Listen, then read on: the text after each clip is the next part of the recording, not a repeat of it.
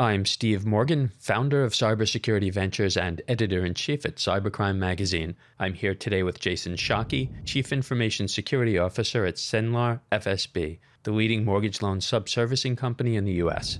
Evolution Equity TV is brought to you by Evolution Equity Partners, an international venture capital investor partnering with exceptional entrepreneurs to develop market-leading cybersecurity and enterprise software companies.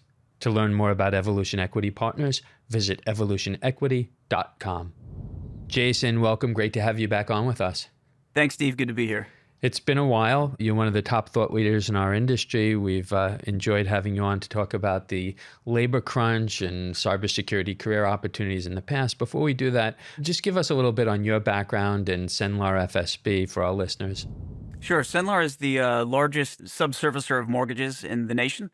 My background is I spent 20 years in the Marine Corps doing cyberspace operations, risk management, and incident response. Did that till 2019 when I transitioned over into the commercial space, and now I've been a CISO for a few years. Been with Cenlar for about 3 years, maturing the information security program there, and it's been a lot of fun. It's been a great journey. So Jason, I just want to read off 3 quick statistics from 3 different sources to help frame the discussion. According to CyberSeek, there's around 500,000 unfilled cybersecurity positions in the US. According to our market data, Cybersecurity Ventures, the global figure is about 3.5 million. About 1 million of those positions are in India. So keep it in perspective. This isn't all in the US. These are global figures.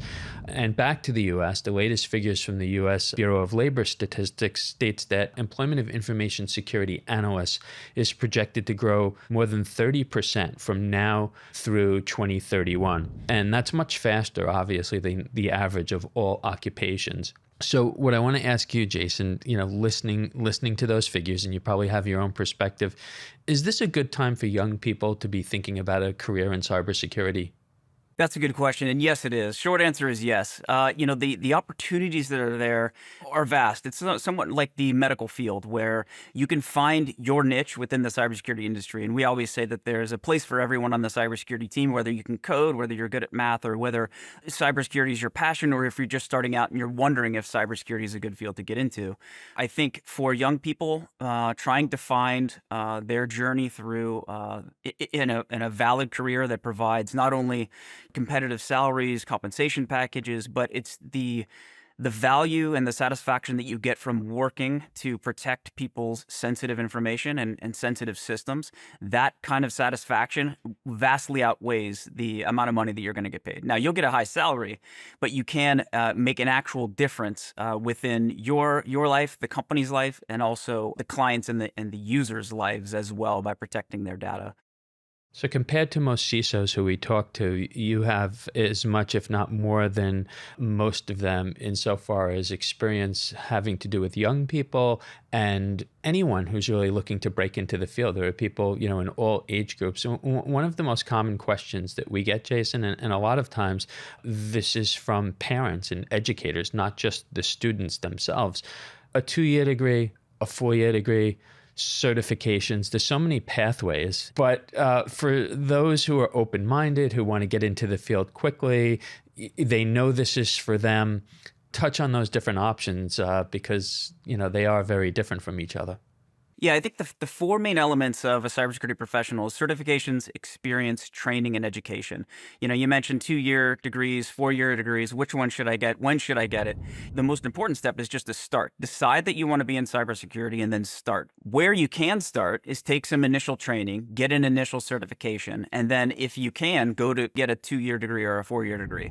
The difference is between the certifications. It's going to teach you how to do something on the job immediately. When you go to get a 2-year or 4-year degree, that's going to allow you to be able to expand the body of knowledge within cybersecurity. So there's 2 very different approaches that work well together. You don't have to have a degree. We always say that it's much better to have a degree than not. So if you can get a 2-year degree from a NCAC EC school, that's great. If you can get a 4-year degree, even better. But the best thing to do, I think, for a young person to get started is take initial training, but decide in your own mind that this is something that you want to do, and you can make an entire life career change out of that, and it'll be very satisfying. So what would your advice be for people who are further into their careers. They already have a 2 or a 4-year degree. They're already working. Perhaps they're in IT. They have technology experience, but they'd like to break into cyber. What certifications should they be thinking about? Are there any that are, really hot that can, lead to instant employment? The company that you want to get the job at, or if it's within the company that you're currently at to make a lateral move, look at what the job description's actually asking for and then go for those. Because you do have to play a specific kind of buzzword bingo with HR in order to get into the door. So that might be from an outsider coming in to the company, or if you're laterally moving in. So find those certifications that are being stated specifically in the job description and go after those.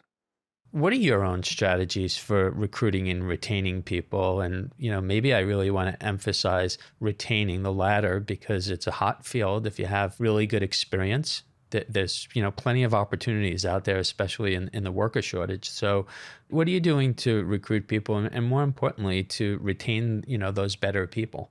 Finding people, qualified people to actually come onto the team is very difficult to do. And I think that contributes to the global problem that we see with not being able to fill the jobs that are being offered.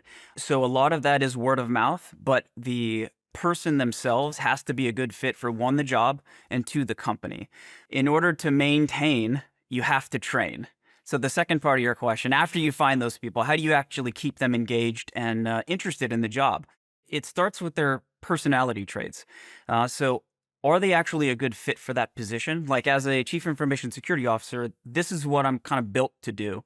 I can, have one leg in the engineering camp and one leg in the executive and board camp and regulator camp, where I can speak to the regulators and talk and translate what the engineers are doing, but then be able to take information that I find from the regulators and the board, or maybe outside on the internet, and then tailor that through specific empathetic delivery, so the engineers can actually build something that matters to the company. So I think getting back to the original question, as far as to maintain someone, their interest, it's built on their personalities being interested in the job role itself and wanting to be there, but then training. That could come in the form of letting the people go to a conference and get additional training while they're at the conference. Maybe it's pursuing a graduate certificate in cybersecurity. Maybe it's getting a graduate degree, but that in order to maintain them in the job, training budget has to be there. So last question, Jason, is the pipeline getting better for CISOs, looking for people to fill some of the entry-level positions, information security analysts, or whatever, that entry-level position might look like, depending on the company? Are there more grads coming out? Are there more young people with certifications? I mean, basically, is your job any easier now than it was 5 years ago? I think it is. It's getting better with leveraging AI. But I think on the top side for CISOs, I'm constantly looking to see who's going to replace me, because I can't be a CISO forever.